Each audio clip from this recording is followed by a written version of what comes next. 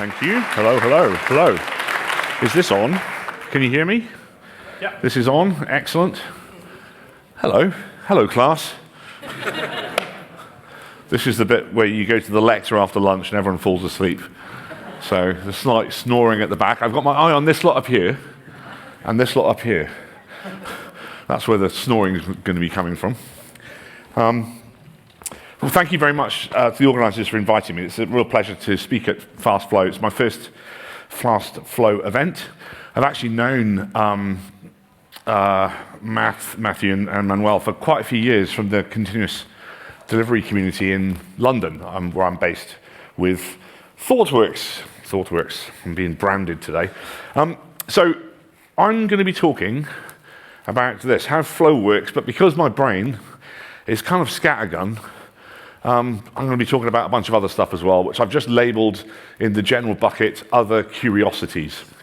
So how flow works and other curiosities. What do I mean by how flow works? Well, talking about flow stuff, but how flows of stuff work in our organisations as we're doing work. This is not in any way practical.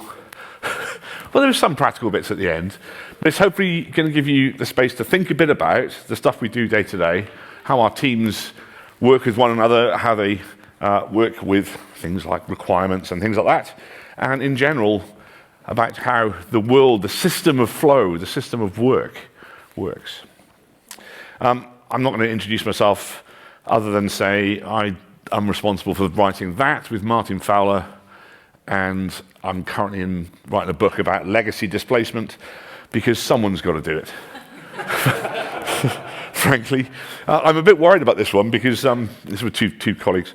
I'm a bit worried about that one. Michael Feathers, he wrote the legacy code book, famous legacy code book, and then all he's done since is work with companies on legacy code, which is fine because I quite like legacy code, but sometimes new stuff is good too. So I'm going to start off by talking about this, work flowing as information through value streams, or why shared test environments should be nuked from orbit. This is quite a simple statement, work flows as information through value streams. And when you unpack it, there's quite a lot in here. So work, what do we mean by work? Well, stuff. Right, so in our world of work, knowledge work, it's ideas that turn into working software. But there's also other stuff, right? There's things like lawyers producing contracts. There's authors producing books. There are factories producing physical things. These are all things, items, work that flows through value streams. But work, the knowledge work in particular, it flows as information. Information that accrues more and more value as it flows through a value stream. So you have an idea, it might be a great idea, right? It might be even patentable and novel. But until it's actually implemented, it's actually worthless.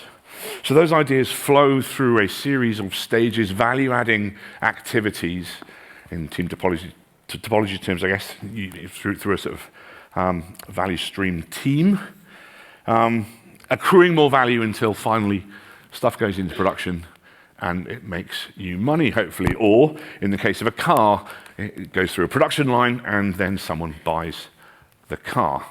The individual bits of the car, the inventory that the factory's holding doesn't know where it has cost. We know this from Lean, right? Inventory is cost. And it's the car at the end, the finished product, that has value. And the same thing happens with what we do. We build up inventory as the work flows through a value stream. Inventory builds up, which is cost. Half-done requirements, user stories that have been written, tests that have been written but not the code implemented, code that's sitting in a repository not deployed but finished. All of this is inventory and it's cost. It's only when things get into production that they have value. Work in software over comprehensive documentation, to quote one of my friends. So what does a value stream look like? Everyone in here familiar with a value stream? Hands up. Okay, I won't do that. Put hands up if you're not. Hands up if you don't give a shit, frankly. I'm told it's the Netherlands, swearing's okay. Okay, so value stream maps. What are value stream maps? Simply, they're a way of annotating, a way of describing how things work, how stuff flows through a system of activities. So in this case, we've got.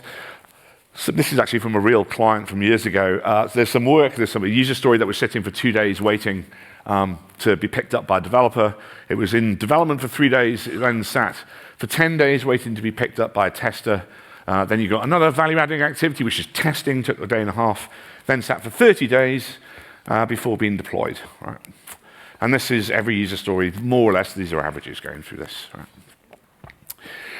There's a bunch of stuff, a bunch of definitions around this. This is value creating time, or what we call cycle time. There's lots of different definitions of lead time and cycle time. I'm going to use cycle time as the cycle time of a single value adding activity. Right? Your wait time, so the amount of time something sits in a waiting state whilst it's not being worked on. So that's inventory in a factory, that's that's a user story sitting waiting for testing for 10 days in this case. And then you've got production lead time, which is the overall lead time. In this case, I'm taking it from when the requirements hit the development team until something was deployed. You can also, if you like, include what Don Reinaldson talks about as the fuzzy front end. So this is, where do all these ideas come from? How do they get to the development team in the first place? And how long does that take? Usually it's orders of magnitude longer than actually the work sits in this system. So that's a value stream map, pretty straightforward. And you can do interesting things. You can see here that the total wait time, 42 days, value adding time, 5 days, production lead time, 47 days. So value adding time of that whole process was 5 days, but it actually took 47 days for the thing to go from there to there. And this is, I imagine, stuff we see a lot, right, in our organizations. That 30-day wait, that's probably a 2-month release cycle. That's on average 30 days, right? That's a 2-month release train potentially going through and before your software's been deployed. The 10 days of waiting for testing, maybe that's hitting an integration test environment, you've got to wait for it, and so on. Now, that's a simple version of a value stream map. This is a more probably real-world accurate version that we did for another client of ours, big retailer in the UK. What we've got, this is including the fuzzy front end. This is how their integration team works. So they get a bunch of requirements as, how does this work? I can never work out how these things work. This end, this end is business requirement documents and the business getting together and saying we need a thing, right? And then there's lots of architects and people getting together, designing stuff, putting the designs together. And then you get into the middle, this bit, the bit with the arrows going like this, you can see. Those are 2 different types of data architects, each updating their own canonical data models until they're happy, and then something spits out the other end. Nothing valuable happening there at all, amazing. And it took 1 to 3 days. And then that little bit, so you've got, I can't really see, there's a little tiny orange post-it. That's development. That's developers writing some code. A tiny one little post-it note right in the middle. Now on this, we've got a number of different annotations. I'll talk through the different types of waiting that happens typically in organizations. So coordination, waiting on more than one or another team to do something before you can get going, right? So in this case, the developers in here, writing code, or it's the green post-it, we're waiting on the data architects to finish updating their canonical data models. You've got scheduling, cadence. How often does your change request board meet? How often does your architecture review board meet? Is it once a month? If it is once a month, then on average, how long are you going to spend waiting for a decision to get made? 15 days.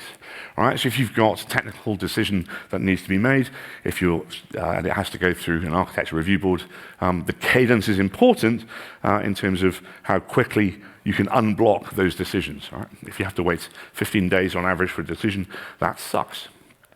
So architecture review boards. And this was like 2 to 4 weeks they would meet. Fun fact from Accelerate, change request boards predict low performance. I'm using that in the strict sense, statistical sense of if you have one, it predicts you're going to be in the low organizational performing cohort in the research. And the reason is because you're basically blocking the flow of work. You're blocking the flow of value-adding activities. The stuff is just stopped, waiting for something to happen. The third type of wait time in this is queuing. So I'll talk a lot about queuing over the next sort of, I guess, how long have I got? Another 20 minutes, blimey. Another 20 minutes, I need to speed up. There's about 80 slides to go, so you'll be... I talk a lot about queuing, but queues, again, exist. Every backlog, every Jira backlog is a queue. All right. Now, the problem, as I said at the start, the problem we've got as knowledge workers or people who work writing software often is that the queues, those things are invisible. It's not like you're a factory owner, you're walking around seeing piles of unused inventory or half-built products everywhere. We don't get to see that. We just get to see like Jira storyboards, right? Which are just, there's probably stuff there from like 4 years ago that's never going to be built, right? Just piles and piles of inventory sitting around in queues. And in this value stream map, we have a bunch of these queues. We've got the queue of work that's waiting for solution options to be done by a solution architect.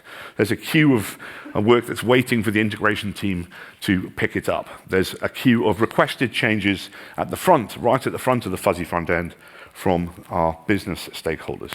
And sometimes we have all three of these things at once, which brings me to shared test environments. Now, we've still got this on the ThoughtWorks Tech Radar. First went on in like 2014. It's still there in 2025. Shared test environments are bad because they exhibit all three of these behaviors. You have to often wait on other teams to stop using them. You often have to wait on versions of other teams' software to test your software. Right? And you often have to wait for a cadence. You get it in 6 weeks, that's your schedule, et cetera, et cetera, et cetera. And you often have to sit in a queue. So life moves pretty fast if you don't stop and look around once in a while. The point is, shared test environments are the worst of all possible worlds. And if you can avoid having them, then please try and avoid having them. Going back on to, we heard about platforms, quite a lot about platforms this morning. Why is AWS a thing? Talking of platforms, you've probably seen, this is a cartoon I made up using the XKCD cartoon generator. It's a CIO, who's read Computer Weekly or something, and he's heard about this thing called a platform. I need a platform, we get a DevOps with it for free, apparently. Why is AWS a thing? Well, the interesting thing about is it's about queues. The reason that platforms as a service, self-service platforms as a service, are a thing is about queues. MMC queues in particular, where C tends to infinity. Now, everyone here is up to date with queuing theory? Give me a yay if you are. They're definitely sleeping at the back.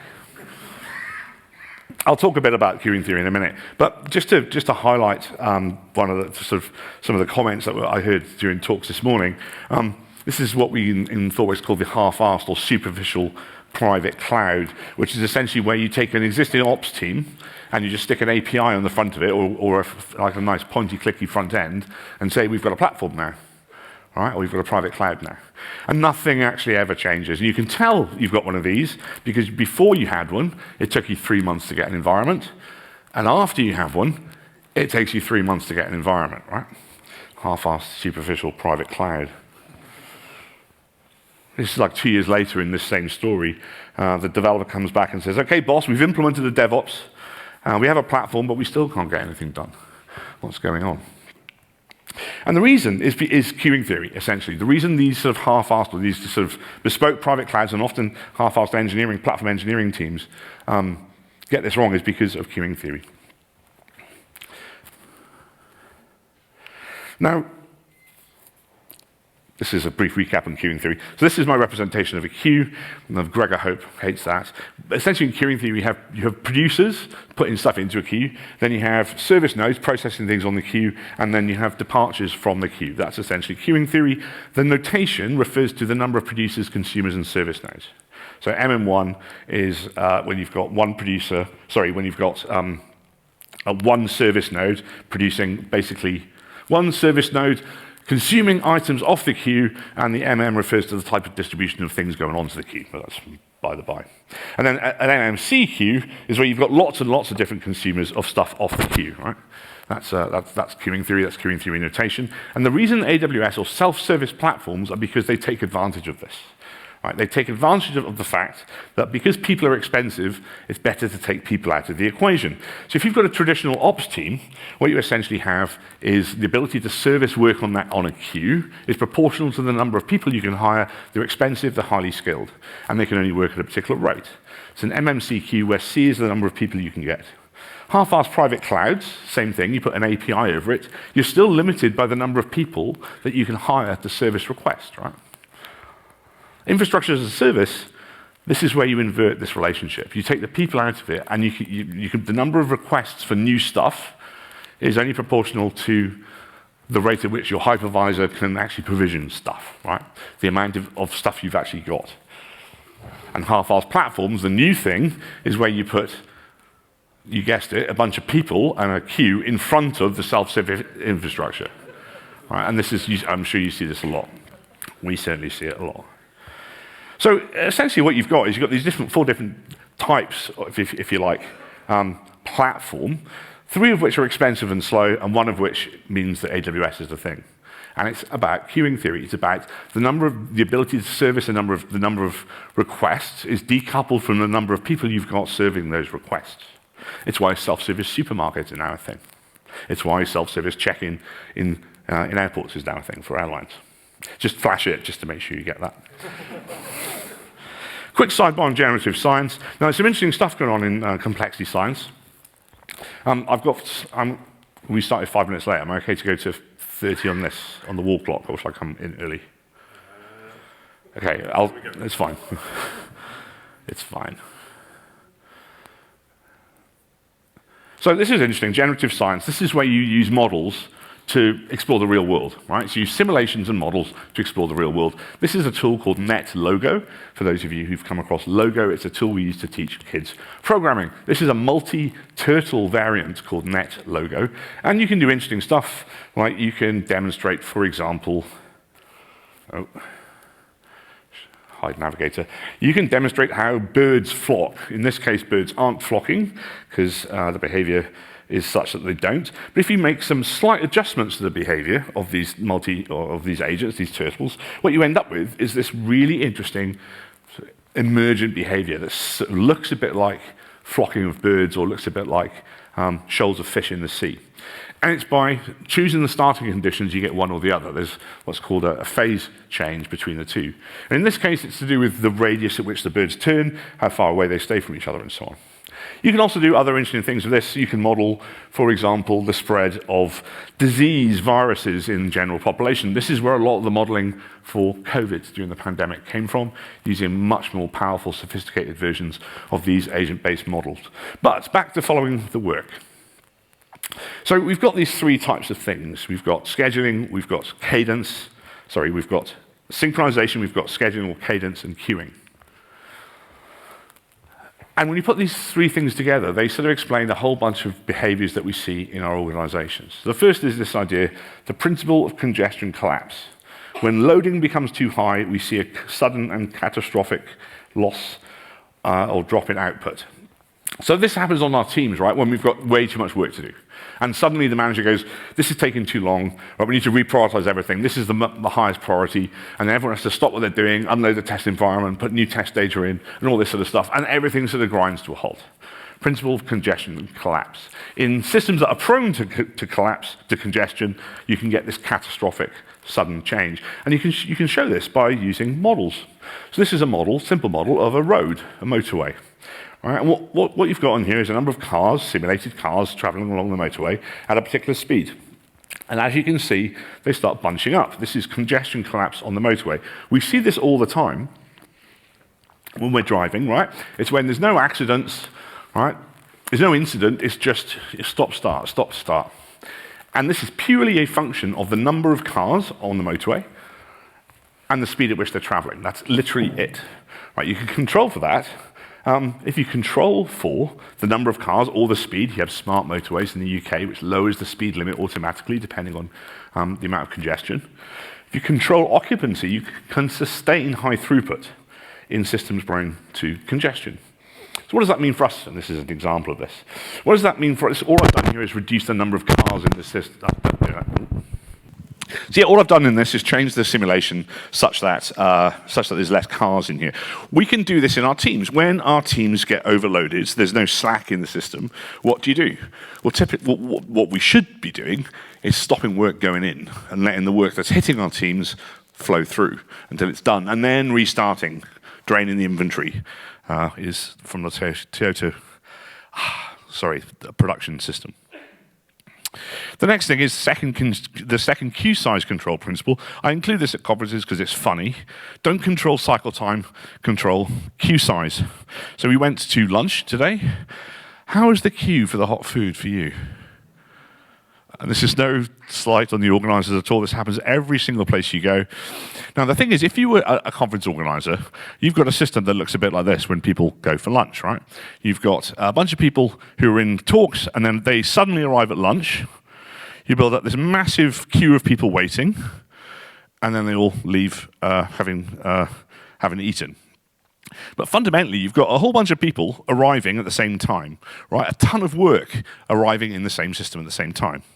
Now, if you control cycle time or lead time, these are trailing indicators of how long it actually takes, of a problem building up in the system.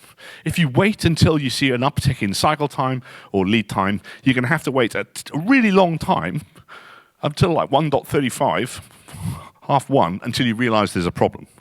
Whereas if you just take a photo of the queue, if you control the amount of stuff hitting our teams, all right, that's the leading indicator of whether your system is going to collapse, essentially. So, taking a photo, or as supermarkets do, opening new checkouts when they have cameras focused on queues, on the queues and on the queues at the checkouts. And when they see queues building up, that's when you get the ding dong. All staff that are trained at the checkouts, please go to the checkout. Yeah, but this is essentially again something that happens in our teams. But the key thing is you don't wait for lead time or cycle time to change to tell you you've got a problem. You can see you've got a problem just by watching the work building up in front of the team. Right? Now, of course, if you've got one of those Jira backlogs that goes back 4 years, then you're not going to be able to see that, are you? Right? So that's why Daniel Terhorst-North, his first thing he recommends when he joins a new organization to do sort of org transform is just delete everything from Jira, which is, I think, bold and probably an interesting way to go. So that's the control principle. Batch size queuing principle. Reducing batch size reduces cycle time. So you're probably familiar with this from continuous delivery. So this is about a bunch of stuff traveling through our value stream, right? In this case, we've got 2 releases. We've got a bunch of stuff that's released at time, halfway through, and then another bunch of stuff that's worked on and released at the end. 2 large batches of work being worked on. And this is typical of like a stage-gated process, right? Waterfall, that kind of thing. Or maybe even release trains, where you're waiting for 2 months before your stuff goes into production in one big batch. Now, the funny thing is if you reduce batch size, you can take advantage of a mathematical relationship called Little's law. So if you just take the same amount of stuff and release it more frequently, right, reduce the batches, you hugely improve throughput by doing nothing else. This was the big thing, the big idea behind continuous delivery. Massively improve throughput by doing nothing other than controlling batch size. In fact, Don Reinhardt, in this book, Principles of Product Development Flow, he says batch size reduction can enable us to shorten cycle time, often by an order of magnitude or more, without changing capacity or utilization, without adding people or without working harder, right? Just by delivering more frequently, deploying more frequently. So, how flow works, the curious model of how we work, the domain model of how we work. We've got these simulations, right, of things like, you can model motorways, you can model how viruses spread. So it got me thinking a long time ago, or about 2017, can you actually use these models to simulate what we do, to simulate value streams, to simulate the flow of knowledge through an organization, through different organizational designs? Can we do that? So the first thing you need to do that is this idea of complex adaptive systems, so complexity science. Then using some form of artificial intelligence, agent-based models originally, now Gen AI is becoming more when we use generative science, modeling and simulations, and then queuing theory. Being able to model this in software, having agents model people doing stuff, essentially. So you can take things like this is this value stream I had, and you can model how the individuals in the value stream interact. An enterprise architect has got a couple of jobs. They go for coffee every now and again. They probably chat with some people. They probably go for lunch. But they also produce capability maps and town plans, and they look at business capabilities, and they do all this kind of cool stuff. They actually try and understand how the business works in relation to technology, etc. And then they produce a set of artifacts. And those artifacts go into this value stream. Right? And those artifacts travel through the value stream, accruing value. And you can model this in software. You can actually model this in software. So that's what we did. We came up with a domain model which represents how the world of work works, what we do all the time, how we operate, and how companies work, how companies interact. So, for example, an enterprise architect might take business requirements documents or solution designs, or they might sit on the enterprise architecture says no committee. Right, they might do that. But then they might take that stuff in, pick it up from their inbox, they work on it, put it into their outbox, and produce things like solution options, maybe solution designs. They might say yes occasionally when on the committee. And by modeling different people in our organizations doing stuff, we can actually create simulations of the world of work of organizations. You can model things like synchronization, cadence, all these different types of things. And you can do it in code using simple techniques from game design. This is something called a behavior tree. It's a finite state machine in graph format. If you're interested, that's what some of the code looks like in C#. So if you can see here, this is for a developer's behavior. They basically do some stuff. They write code, maybe write some tests first, write some code. You can plug Gen AI into this now and actually get it to actually write tests and actually write code and commit into GitHub. None of it works. And it's terrible, but maybe in the future it'll work. I don't know. Agentic. Everything is agentic these days. So this is an agentic system. The agentic enterprise, I've dubbed this, that models the world of work. So taking all that stuff I was talking about, queuing theory, how work flows through systems, how information accrues value over time, you can start to put simulations together that show how different team structures, different team topologies, although we're not there yet, we haven't quite gotten to that point. You no doubt be pleased to know you've probably got about 15 startups that are already working on this. But you can start modeling differences between different processes, different styles of working, different team compositions, and so on. This is an example of an agile team, by which I mean using single piece flow, and a waterfall team, which is 100% batches of work. And when you start running these simulations, you start to understand why lean or agile software development is so powerful, and why we should probably aim for things like single piece flow. So I appreciate that was a very quick simulation, the run of it. But what you see with the red line is the agile team operating under single piece flow. So a developer picks up a user story, works in it, passes it on, tester picks it up as soon as it's ready, tests it, it's deployed as soon as it's ready, right? Waterfall, 100% batches, everything has to be analyzed, everything has to be developed, everything has to be tested, everything has to be deployed. And when you compare the two types of model very simply, you get a huge amount of value being delivered by the agile teams versus the waterfall teams. And the lead time, as I say, the average lead time is different by orders of magnitude. So this is why agile software development, lean software development is so interesting and so powerful as a technique. It's because it unlocks value massively earlier in the life cycle of the product that we're trying to build. AGI is already here. We call them companies, and we get paid to execute their algorithms very slowly. We can model the organizations in which we work and the flow of work as information through those systems, actually, and we can show differences in different structures, different topologies. So how flow works, the curious domain of the world of work. Maybe take some of these away. Maybe these are somehow actionable. Principle of congestion collapse. Don't just keep loading a system that's already under too much load. Peak throughput, control the amount of work going in. Second, queue size. Don't control cycle time, control queue size, queue depth rather, because that's a leading indicator. And batch size queuing principle. If you don't take anything else away, take away that. Reducing batch size reduces cycle time. I'd be kicked out if I didn't put Team Topologies up. So here it is. Stuff we do that seems to work. There's a bunch of literature out there. I think this is about how it works, the kind of underlying reasons, the structures and the language that allows us to reason about it. But then I think there's also an underlying foundation in things like complexity science, in things like information theory, and in things like Hume theory and network theory, which sort of is the underpinning principles of it all. So yes, I'll leave you with this. Reduce batch size, because maths. And then finally ask yourself, what would Lego do if Lego had to improve their processes? Does anyone build Lego? Yeah.